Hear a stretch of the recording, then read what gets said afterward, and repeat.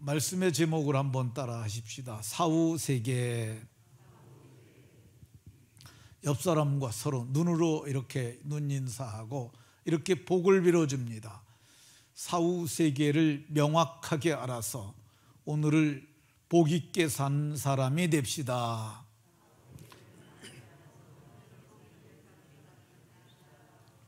네, 사후세계를 명확하게 알아서 오늘을 신실하게 믿음으로 잘 살아내는 분들이 다 되시길 예수님 이름으로 축원합니다. 사람은 누구나 죽습니다. 성경은 한 번 죽는 것은 사람에게 정해진 것이요 이렇게 말씀하고, 우리가 우리의 눈으로 죽는 사람을 보기도 합니다. 임종을 이렇게 보신 분들이 계실 겁니다. 참 사람이 죽는 것을, 숨이 끊어져서 기식이 없는 존재가 되는 것을 보는 것 참 경이롭습니다. 저는 여러 사람의 죽음을 목도했는데요, 그래서 사람들은 사람이 죽는 것에 대해서 부정하지 않습니다. 그러나 사람이 왜 죽는지 이것에 대해서는 명확하게 잘 알지 못합니다. 단지 의사들이 사람이 죽게 되면 이 사람이 왜 죽었는지에 대해서 의학적 소견을 냅니다. 어떤 사람은 이 사람은 심장은 뛰지만 뇌가 죽었습니다. 그 뇌사라고 그러죠. 그래서 이런 사람들 심장이 멎게 되면 심장사까지 일어나서 죽게 됩니다. 어떤 사람은 심장사로, 어떤 사람은 뇌사로, 어떤 사람은 자동차 사고와 같은 그런 것으로 죽게 됩니다. 근데 이거는 생물학적 이유입니다. 그러면 사람이 왜 죽을까? 이것에 대해서 정확하게 답변하는 사람은 아직까지 없었습니다.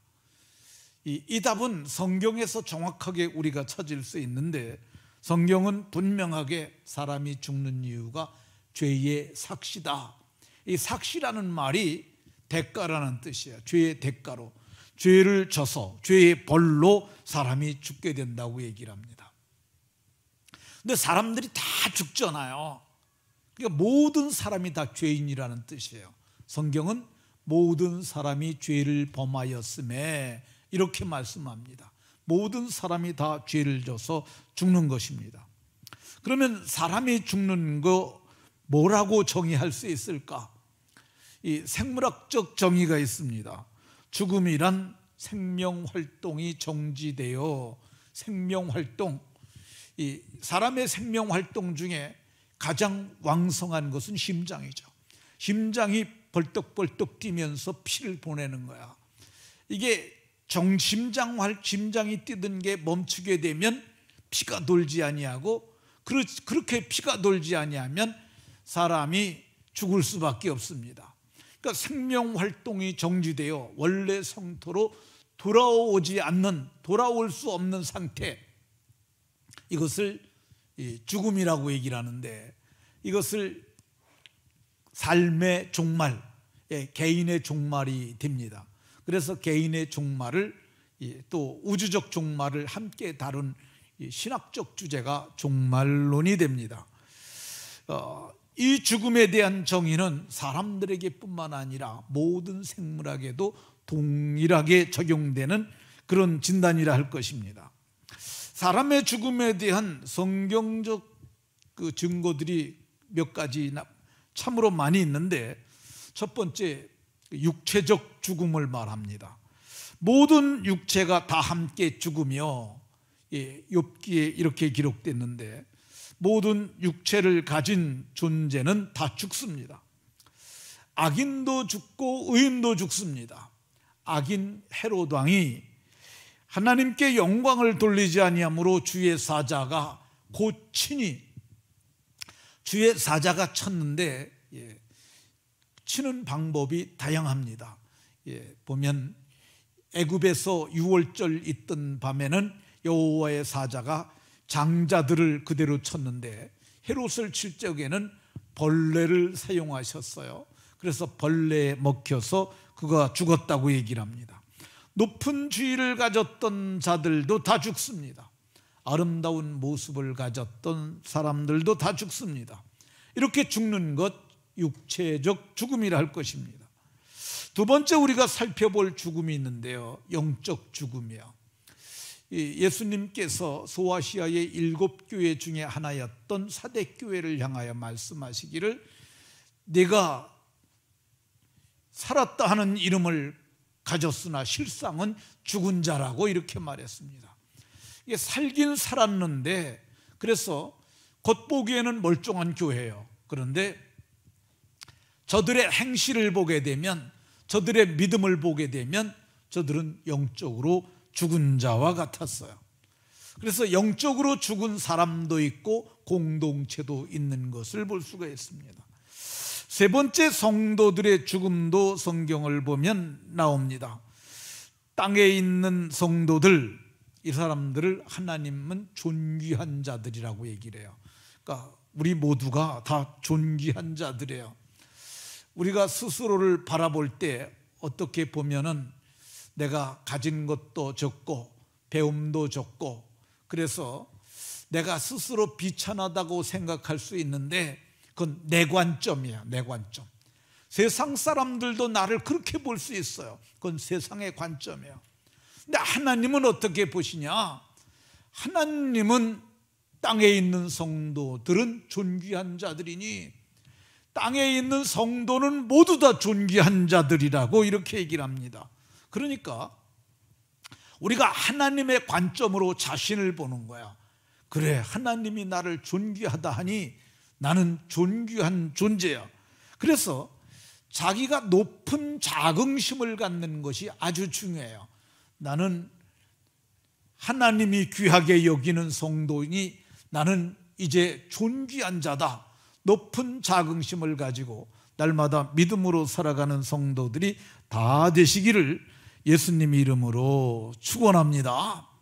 그런데 이 성도들이 죽는다고 얘기를 합니다. 이 성도들의 죽음이 이게 아주 귀한 거예요.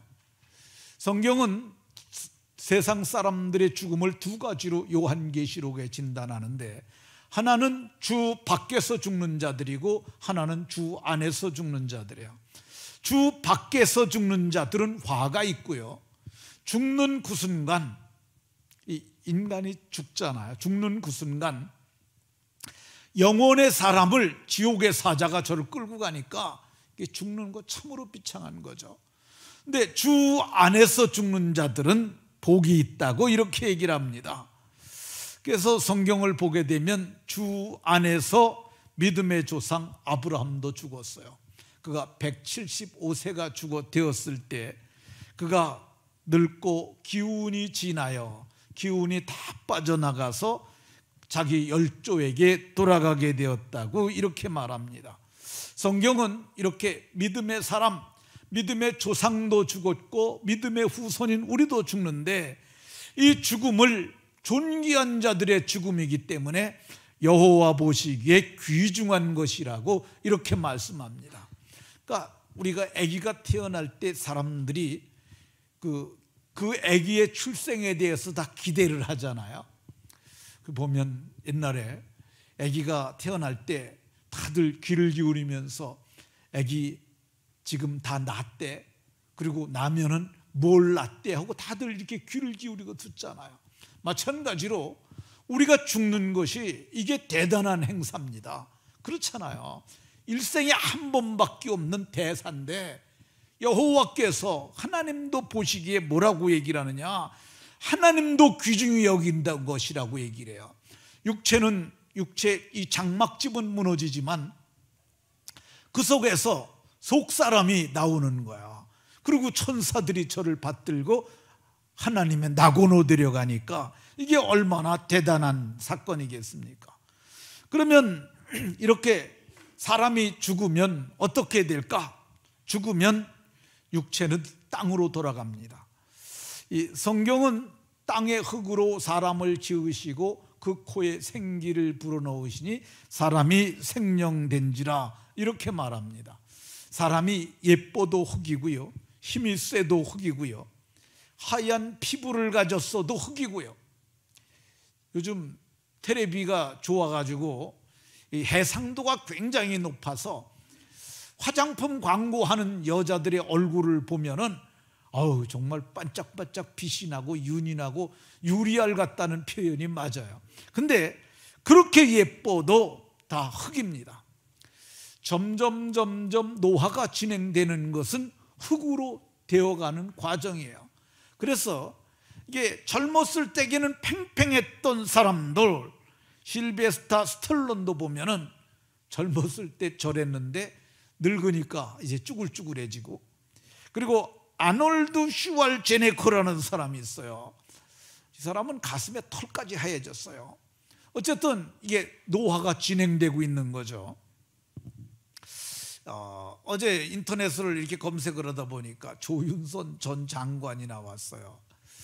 근데 제가 저거 보면서, 근데 지금 저기 이 영상으로 보니까 좀 그래도 괜찮네요. 근데 인터넷으로 컴퓨터 화면으로 보니까 조윤선 씨가 너무 꼴이 이게 불과 1년도 안 되는 기간 동안 감옥에 들어갔다 나온 때 저 모습으로 나왔거든요. 근데 저 여자가 대단한 여자입니다. 이 서울대 외교학과를 들어갔고요, 거길 졸업을 했어요.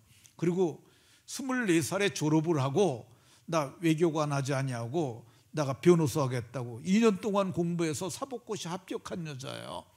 그리고 미국에 가가지고 컬럼비아 대학교에서 법학 석사 학위를 거기서 받았고요, 50이 되기 전에 40대에서 문화부 장관 했고 40대 후반에 여성가족부 장관을 또 했어요. 지금 50대 초반인데 지금 저렇게 아주 갔어요. 근데 저게 다 뭐냐? 흙으로 돌아가는 과정이에요. 성경이 너는 흙이니 흙으로 돌아갈 것이니라 그렇게 말씀하셨어요. 이 사람이 흙이에요. 그러니까 우리 모두가 다 흙이에요. 흙의 성분과 사람의 성분을 원소 분해하면 그래서 이꼬르가 됩니다. 똑같아지는 거야.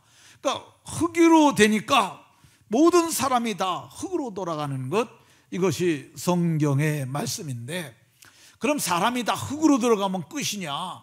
아닙니다. 하나님이 사람을 흙으로 지으시고 그 코에 생기를 불어넣으셨어요.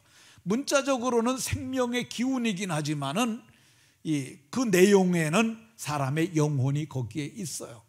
그러니까 하나님께서 만드신 것 중에서 흙이 아닌 비물질적인 요소가 있는데 그게 영혼이에요.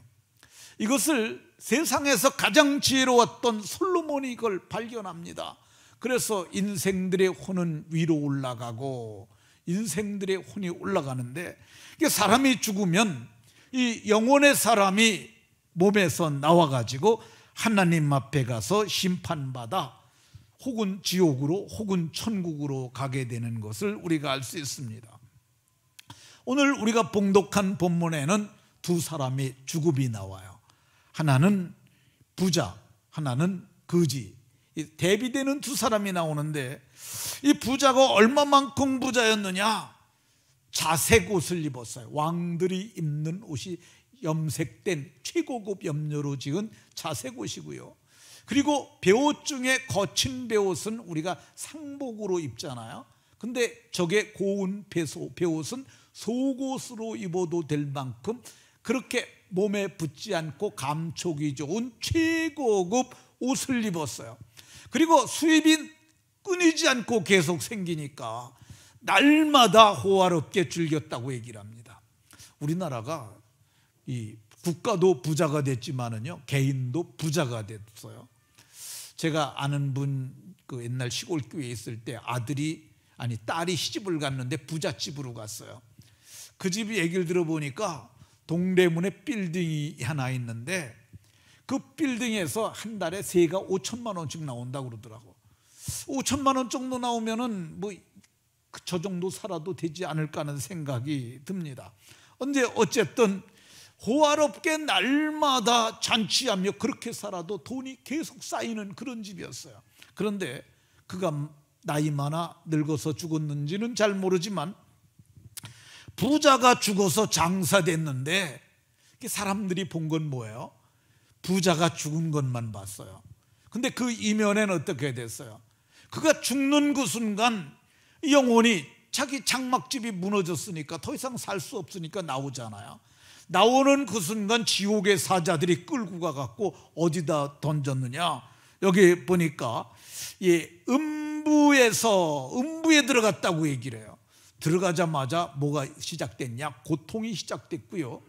그리고 거기서 보이는 데가 어디냐? 아브라함의 품이 보였다고 얘기를 합니다. 저는 아브라함의 품이 낙원이라고 그렇게 봅니다. 누가복음 오늘 봉독한 본문 24절에 보면 그가 아버지 아브라함을 바라보면서 얘기를 하는 거예요. 우리 집에 거지로 내상에 떨어져 먹던 나사로를 좀 보내주셔가지고 그 손가락 끝에, 아니 손가락 푹 담그는 것도 아니고 손가락 끝에다가 물 한 방울 좀 찍어갖고 내 혀에게, 그래서 혀를 서늘하게 해달라고, 내가 이 불꽃 가운데서 괴로워한다고 얘기를 하고 있습니다. 얼마나 괴로우면 손가락에다가 물이라도 묻혀서 이렇게 죽여달라고 하겠습니까? 저는 이 불꽃이 사르는 곳, 이것을 지옥으로 봅니다. 사람이 죽어서 그러면 낙원으로 가는 사람들은 어떤 사람들일까? 오늘 성경에 나사로로 이름한 거지가 있었는데, 이게 그 사람의 신분 직업을 거지로 아주 명시를 했어요. 근데 거지 중에서도 이 거지는 병든 거지였어요. 헌대투성이라고 얘기를 해요. 그러니까 전신이 눈에 보이는 건 다 헌대예요. 근데 헌대니까 거기서 고름이 나오잖아요. 누구도 돌보지 않아서 그는 그 집 부잣집 대문간에서 버려졌어요. 그리고 부자의 상에서 떨어지는 부스러기를 가지고 그걸 개들하고 경쟁을 하면서 먹었어요. 그러니까 주인이 먹다가 그 고기 조금 덜 뜯어 먹은 그 뼈다가 원해주면 개들하고 그것을 싸우면서 그걸 먹었고, 손으로 옛날에는 그냥 먹었다고 그래요. 근데 그러다 보면 손에 기름 묻잖아요. 그러면은 이 빵 중에서 저렴한 빵을 갖다가 해가지고 그거 가지고 손을 닦았다고 그래요. 그거 버리면 개하고 같이 경쟁하면서 그걸 먹고 살다가 그만 누구도 돌아보지도 않는 가운데 그가 죽었는데, 죽자마자 놀라운 일이 일어났어요. 거지가 죽었는데 세상 사람들 보기엔 그 거지 죽었어요. 근데 이게 오늘 이 성경을 보게 되면 거지가 죽었는데 여호와께서 그걸 보셨고 천사를 명해서 천사들에게 받들려 아브라함의 품에 들어가게 됐다고 이렇게 말씀하고 있습니다. 이 비유를 하신 예수님이 누가복음 23장 43절에서 우편 강도에게 뭐라고 말씀하셨냐면, 내가 오늘 나와 함께 낙원에 있으리라. 아브라함의 품이 저는 그래서 낙원이라고 이렇게 봅니다. 그러면 사람이 죽어서 낙원으로 가는 영혼은 어떤 영혼이길래 낙원에 들어갈까? 성경은 오직 어린 양의 생명체계, 어린 양의 생명체계, 어린 양은 예수님이죠. 하나님의 양으로 오셨고요. 이 생명책은 단수예요. 단수 하나밖에 없어요. 그러니까 우리가 지구상에 그리스도인이 다 사는데 생명책 한 권에다 이름이 기록이 됩니다. 그 생명책에 이름이 기록된 자들은 다 거기 들어간다고 이렇게 말씀하고 있습니다. 그러니까 생명책에 기록된 자들은 이 생명이라는 이 쪼에라는 헬라 말이 이게 영생으로도 번역이 가능한 호환이 되는 단어야. 그러니까 생명 곧 영생을 얻은 자들은 생명책에 기록이 되는데, 이들은 지상에 있을 때 어떤 모습일까? 성경을 보면 그들에게는 아들이 있다고 얘기를 합니다. 아들은 예수님이죠. 하나님의 아들을 두고 얘기를 하는 거예요. 하나님의 아들은 영생하시는 하나님이에요. 그분이 있는 자는, 그 예수의 핏부림을 받은 자들은 피가 생명이잖아요. 그래서 생명이 있고, 이게 없으면 아무리 부자라도 자색 옷 입고 배옷 입고 한 달에 월세 5천만 원씩 받아도 생명이 없으니까 그들은 못 들어가는데, 그러면 그분이 우리 안에 어떻게 들어오실까? 성경은 영접하는 자, 예수님 내 마음에 들어와 주세요, 영접하는 거죠. 그리고 마음으로 믿어 의로워진 자, 그 이름을 믿는 자들은 예수님이 그 안에 들어오는데, 이게 신비예요. 신비. 어떻게 우리 속에 들어오겠어요? 참으로 신비하잖아요. 근데 예수님이 그걸 말씀해 주셨어요. 요한복음 14장 20절에 너희가 내 안에, 내가 너희 안에, 너희가 나를 영접하면 나는 너희 안에 들어오고 너희는 또 내 안에 들어와서 살게 된다고 이렇게 말씀하셨어요. 그래서 예수님을 마음에 모신 사람들은 그 누구도 죄를 정할 수 없어요. 성경은 예수 안에 있는 자들에게는 결코 정죄함이 없나니, 그래서 사망이 저를 정죄하지 못하고 율법으로 고소해도 저를 고소할 수 없어요. 왜 그러냐?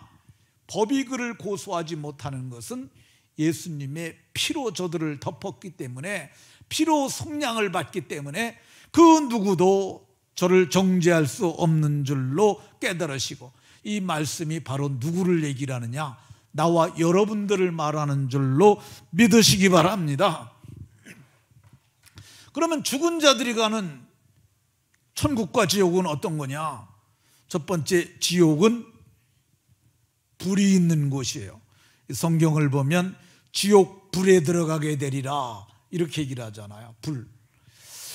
그 지옥은 구더기도 죽지 않고 지옥에 구더기가 있어요. 불구더기가, 불에 죽지 않는 불구더기가 있고요. 그 불은 마귀와 그 사자들도 그 안에 함께 들어가 있는 곳이라고 얘기를 해요. 그러니까 마귀와 그 사자들이 거기서 뭘 하는지 모르지만 그들이 거기서 함께 그들과 고통당하는 것은 틀림없고, 그 불은 영원한 불이라고 얘기를 해요. 영원. 이게 지금 우리는 이 하나님이 창조하신 저녁이 되며 아침이 되시나는 이런 시간 속에 살고 있는데, 이 인간의 시간이 끝나면은 하나님의 시간으로 들어갑니다. 그게 영원이라는 시간이에요. 근데 영원한 시간 속에 들어가서 영원한 불 가운데서 영원토록 고통을 받게 되니까 이곳은 절대 가면 안 되는 줄로 여러분들이 깨달으시기 바랍니다. 그러니까 여러분의 아버지가 지금 부자처럼 살고 있으면 어떻게 해야 되겠어요? 어떻게 해야 되겠어요? 그냥 내버려둬요? 그대로 거기 가서 우리 아버지 아유 부자긴 하지만 나한테 해준 것도 없어, 가든지 말든지 이렇게 하면 되겠어요? 정말 영혼을 사랑하는 마음으로 아버지 설득해서 여기 가게 해야 되지 않겠어요? 우리가 다음 달에 이제 영상 전도 축제 하는데 지금부터 기도하세요. 하나님, 우리 아버지 마음의 문을 열어주세요. 내가 가서 복음을 말할 때 듣게 해주세요. 믿게 해주세요. 그리고 우리 집에 초대해가지고 내가 영상 같이 볼 때 마음문 열고 믿게 해달라고, 그렇게 해서 구원에 이르게 하는 은혜가 모두에게 있기를 예수님 이름으로 축원합니다. 그럼 낙원은 어떤 곳이냐? 여기 낙원은 셋째 하늘을 낙원이라고 합니다. 셋째 하늘, 이거를 삼층천이라고도 불러요. 유대 사람들은 하늘을 셋으로 봤는데 이게 셋째 하늘이 삼층천에 1층, 2층, 3층이라는 그런 뜻입니다. 이게 셋째 하늘에 이끌려간 사람이 있다고 그러는데, 이거는 사람들마다 이건 바울이 갔다는 얘기다, 아니면 또 다른 사람이다 얘기를 하는데, 어쨌든 사람이 간 것만은 틀림없어요. 지상에 있는 사람들이 이 지상에 몸을 두고 그들의 영혼이 거길 간 거죠. 근데 그가 간 곳을 이 4절에서 그가 낙원에 이끌려 가서 낙원으로 갔다고 얘기를 해요. 그러니까 셋째 하늘이, 그가 간 곳이 낙원이에요. 그러니까 낙원은 어디에 있느냐? 셋째 하늘에 있다고 봐야 합니다. 낙원은 지상에 있는 거 아니고 셋째 하늘에 있는데, 그 낙원에 가게 되면은 낙원에서 우리가 복을 누리게 됩니다. 이 낙원에 또 다른 이름이 있는데요, 그게 하나님의 낙원이라고 이렇게 얘기를 하고 있어요. 이 낙원은 어떤 사람이 가는 거냐? 어떤 상태로 가느냐? 이 성경을 보면 육의 몸이 있은즉 영의 몸도 있느니라. 그래서 이 영의 몸이 참으로 이게 우리가 정확히 몰라요. 경험되어지지 않고 우리가 경험해 보지 않은 거기 때문에 모르지만은 어쨌든 이것도 실존적인 몸인데 이 몸을 가지고 우리가 이 낙원에 들어가게 되는데, 낙원에 가게 되면 그 낙원은 저는 한시적으로 기거하는 곳이라고 얘기를 해요. 그러니까 천국에 있고 천국에 낙원이 있는데, 그 낙원에는 어떻게 들어가느냐, 보면은 이끌려 갔다고 이렇게 얘기를 하고 있어요. 이끌려 거기 들어갔다고 얘기를 하는데, 근데 이렇게 가는 것을 갖다가 지상에서 가는 경우를 우리는 입신이라고 얘기를 해요. 입신. 근데 예전에 부흥회할 때 입신하면 가서 보고 온 거 얘기를 했는데, 요즘들은 그런 초자연적인 그런 현상들을 잘 얘기하는 사람이 적어요. 근데 이게 개인의 주관적 경험이기 때문에 그 말을 다 믿을 수는 없어요. 그러니까 그 사람에겐 그렇게 보여주셨기 때문에. 그래서 우리가 검증된 것들, 검증은 뭘로 하느냐, 성경에 보기에 성경과 그가 말하는 것이 같게 되면은 우리가 인정할 수 있죠. 그 중에 제가 알기에 한 3사람 정도가 저는 갔다 온 것이 맞다 이렇게 봅니다. 그 대표적인 사람이 박영문이라는 사람, 또 한 사람은 박용규라고 하는 목사님, 전에 우리 교회 부흥회 한번 하셨던 그 목사님, 그분은 성경과 내용이 같아요. 그리고 또 한 분이 계신데 총신대학교 신대원장을 지냈던 신성종 목사님, 이분이 거길 갔다 왔는데, 이분이 갔다 온 게 전 맞다고 보는 이유가 뭐냐면은, 은퇴하고 편안히 있어야 될 그분이 갔다 오고 나서 인도로 가서 선교를 하러 갔어요. 인도 가서 선교를 하셨어요. 근데 왜 갔냐면 그분이 그러는 거야. 내가 거길 가야 내 구원이 확실하고, 내가 가야 거기서 그 일을 해야 나중에 상이라도 받을 것 같다고. 자기가 가서 보니까 자기가 너무 초췌하다고 그렇게 얘기를 하면서 갔어요.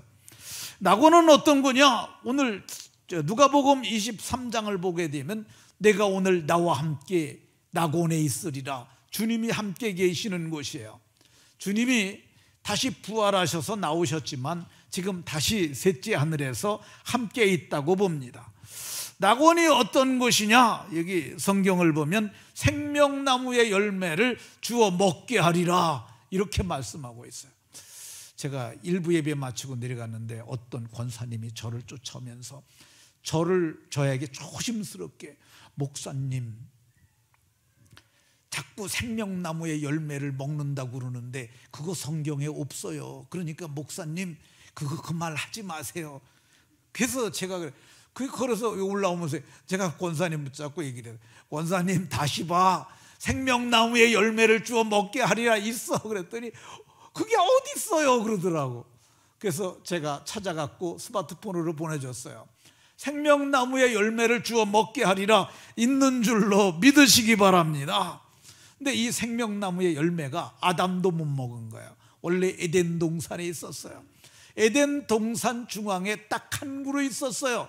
근데 이 한 그루 있었는데 그거 하나님께서 따먹고 영생할까 봐 저들을 내쫓아 버리셨어요. 그리고 두루도는 화염검 불칼로 뺑뺑 돌려가지고 못 들어가도록 막으셨어요. 그런데 이 하나님의 낙원에는 이 생명나무가 최소한 2그루 이상 되는 것 같아요. 왜 그러냐면 강 좌와 우에 생명나무가 있어. 강 왼쪽에도 오른쪽에도 있고요. 12가지 열매를 달마다 맺대. 그러니까 매달 1월 달에는 신맛 나는 거, 2월 달에는 단맛 나는 거. 이게 제 생각입니다. 다 틀려요. 가보면 가봐야 하는 거니까. 가서 여러분들이 잡숴 보시면 알게 될 건데, 지금은 어쨌든 그런 식으로 표현할 수밖에 없어요. 근데 그 대단한 것들이 거기에 많이 있는데 강 좌우에 있다고 그러니까 생명수 강을 따라서 제가 보기에 꽤 많이 있을 것 같아요. 2그루가 아니라 몇 그루인지는 모르지만 2그루 이상 강 왼쪽 오른쪽에 생명나무의 열매가 있는데 그거를 우리가 주워서 먹게 하시니까 먹고, 그 나무 잎사귀는 만국을 치료하기 위하여 있더라. 남은 잎사귀, 생명나무의 잎사귀가 뭐냐? 만국을 소송케 하는 자료라고 성경이 말씀하고 있어요. 우리가 지구가 점점 망가져가고 있다고 그러지 않습니까? 그러니까 우리가 지구를 지키자고 그러지 않습니까? 저는 좋은 얘기라고 그래요. 근데 꿈 같은 얘기예요. 인간이 못 버텨냅니다. 아니, 북극에서 얼음이 녹아내리는 걸 우리가 뭔 수로 막겠어요? 못 막아요. 근데 여기에서 절망할 필요 없어요. 우리는 소망을 하나 가져도 되는데, 이거 마침내 불로 태우실 거고요, 하나님께서 새 하늘과 새 땅을 만드는데 거기에는 조금도 해암도 없고 상암도 없는 참으로 만국을 치료하는 생명나무의 잎으로 말미암아 생명의 기운이 충만한 그곳에 가게 될 줄로 믿으시기 바랍니다. 그럼 거기 어떻게 갈까? 여기 고린도후서 12장 4절에 영의 몸을 가지고 갔던 사람은 낙원으로 이끌려가서, 다 수동태예요. 끌려가는 거예요. 지가 가는 거 아니에요. 여러분, 가려고 노력하지 마시고 어떻게 갈까 고민하지도 마세요. 뭐만 가지면 되냐? 예수 믿는 믿음만 가면 이끌어갑니다. 근데 이끌어가기만 하냐? 우리를 받들어 갑니다. 천사는 구원 얻은 후사를 섬기라고 보내심을 받음이 아니냐 이렇게 했는데, 그 천사들이 그 거짓 나사로를 받들어 하나님의 아들이잖아요. 하나님의 아들. 이 성경을 보게 되면 누가복음 16장 22절에 오늘 우리가 봉독한 본문이에요. 그 거지가 죽어 천사들에게 받들려 아브라함의 품에 들어가고 천사들에 받들려. 여러분들은 천사들이 받들, 지금은 아니에요. 지금은 천사만 못하지만은 여러분들이 이 장막집이 무너지고 영의 몸이 나올 때 천사들에게 받들리는 온전한 하나님의 자녀가 돼서 거기 들어가게 될 줄로 믿으시기 바랍니다. 그럼 거기가 얼마만큼 좋을까? 말로 표현을 못해요. 말로. 이 성경에 그렇게 쓰였어요. 말로 표현할 수 없는 말을 들었으니 말로 이 다 되지가 않는 거야. 너무너무 좋아서 거기에 내가 가고 여러분들이 갈 줄로 믿으시기 바랍니다. 그러면 낙원에 가는 사람들은 어떤 복이 있을까? 성경에 그들이 수고를 그치고 쉬리니, 수고를 그치고 쉬어요. 몸이 쉬고요, 이 몸은 땅에 들어가서 쉬고요, 거기서도 제가 보기에는 안식의 복을 누릴 것으로 봅니다. 이게 안식이 이 이스라엘 백성들에게 안식을 주고자 했지만은 가나안 땅에 안식을 주지 못했어요. 그래서 우리에게 영원한 안식이 있는데 저것이 그런 표현이 아닌가 하는 생각이 듭니다. 성경은 그들의 행한 일이 따를 것이라고 말씀하시고요, 거기서는 생명나무의 열매를 먹게 되고요, 거기서 있다가 우리가 마지막 날에 그분이 천사장의 호령과 나팔로 강림하실 때, 첫 번째 오신 예수님은 구원의 주로 우리를 속량하기 위해 오셨지만은 다시 오시는 주님은 심판주로 철장의 권세를 가지고 오시는데, 그때 우리는 생명의 부활을 합니다. 심판의 부활은 믿지 않는 자들이 심판의 부활로 해서 저들이 영원토록 고통당하는 것이고, 우리는 심판의 부활을 하게 되는데, 그때 우리의 낮은 몸이 그분의 영광의 몸의 형체와 같이 변하게 돼서, 그래서 공중에서 우리를 끌어올리는 것, 끌휴 당길 거에서 휴거돼서 우리가 그분을 영접하고, 그래서 그분의 영접으로 어린 양의 혼인잔치에 들어가고 거기서 우리가 영원토록 즐거워하고 행복하게 될 줄로 믿으시기 바랍니다. 그러면 그 나라에 들어갈 사람 우리들이 어떻게 살아야 할까? 바울 사도는 그 나라를 바라보면서 이렇게 했어요. 내 속에 능력으로 역사하시는 이의 역사를 따라 힘을 다하여 수고하노라. 힘을 다하여 수고하노라. 힘을 다하여서 좋은 일 해야 합니다. 선한 일 해야 합니다. 착한 일 해야 합니다. 힘을 다하여서 예배해야 될 줄로 믿으시기 바랍니다. 이게 예수님도 이 장차 영광을 바라보며 고난을 받고 영광에 들어가셨어요. 우리도 마찬가지예요. 세상 살아있는 동안이 기회입니다.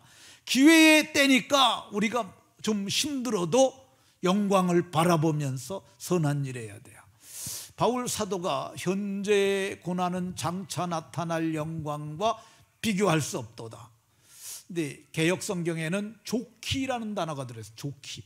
저는 족자를 좋기라는 단어를 천칭의 중심축으로 봅니다. 이게 천칭이라는 저울이 있는데, 그러니까 그게 언제 어디서 많이 쓰냐면, 제가 봤던 기억으로는 양계장 가게 되면 이 초란, 중란, 대란을 구분할 때, 그래서 소란은 이쪽 추에도 39람짜리를 올려놓고 그냥 여성들이 잽싸게 소란으로 애매한 것들은 얼른 옮겨봐요. 그래서 이게 소란, 이게 추가 내려가면은 이건 중란이 소란이 되는 거고, 놨는데 계란이 내려가, 이건 중란으로 가는 거야. 그걸 구분하는 그 잣대인데, 현재 고난이라는 것이 너무너무 무거워가지고 너무너무 힘들어요. 주님, 내게는 왜 이렇게 십자가가 힘들어요? 그래서 거기다 고난을 얹어놓고 울고 있는 거야. 근데 장차 나타날 영광이라는 걸 갖다 놓으니까 이게 슉 올라가는 거야. 왜 그럽니까? 영광이 너무 커서. 영광과는 비교할 수 없다고 이렇게 생각합니다. 그러니까 영광을 끌어당겨다 현재의 고난을 이기는 비결이 뭐냐? 장차 나타날 영광을 오늘 끌어다 쓰는 거야. 이 로마서 5장 2절에서 우리는 이미 믿음으로 서 있는 이 은혜에 들어감을 얻었으며, 이미 우리는 들어와 있는 거예요. 근데 아직 영광에 참여하지는 못했어. 그러니까 그걸 바라고 즐거워하면서 고난을 이기라고 이렇게 말씀하고 있습니다. 제가 예를 들어서 말씀드리겠습니다. 아주 지금 너무너무 형편없는 집에 사는 부부가 있어요. 근데 누가 도와줘가지고 아파트 하나를, 엄청나게 좋은 최고급 주택을 하나 지금 계약을 했어요. 잔금도 다 거기서 치러준대. 그래서 모델하우스를 가봤어요. 가봤더니 세상에 그런 집이 어디 있어 하고 너무너무 좋은 거야. 그랬는데 그날부터 그 마음속에, 야, 나 저거 준공되면 나 그리 간다, 그 마음이 들겠어요? 안 되겠어요? 그때부터 즐겁게 했어요? 괴롭게 했어요? 내가 받고 그 집에 나 들어갈 거니까. 그 진짜 날짜 되면 잔금 치르면 들어가잖아요. 근데 마찬가지에 바울 사도가 뭘 얘기를 하느냐면, 이미 우리는 은혜에 들어감을 얻었고 보증으로 성령도 받았고, 그러니까 하나님의 영광을 바라면서 오늘 즐거워하라는 게, 이게 미래에 즐거워하라는 게 아니에요. 오늘 바라고 눈으로 믿음으로 바라보고 즐거워하라고 이렇게 말씀합니다. 이것이 우리의 것이기 때문에 그렇습니다. 말씀을 마치도록 하겠습니다. 저와 여러분들은 이미 그분의 나라에 들어감을 얻은 사람들이고, 그리고 우리는 이 영광에 참여할 사람들이니까 영광을 바라고 즐거워하는 복된 분들이 다 되시길 예수님 이름으로 축원합니다.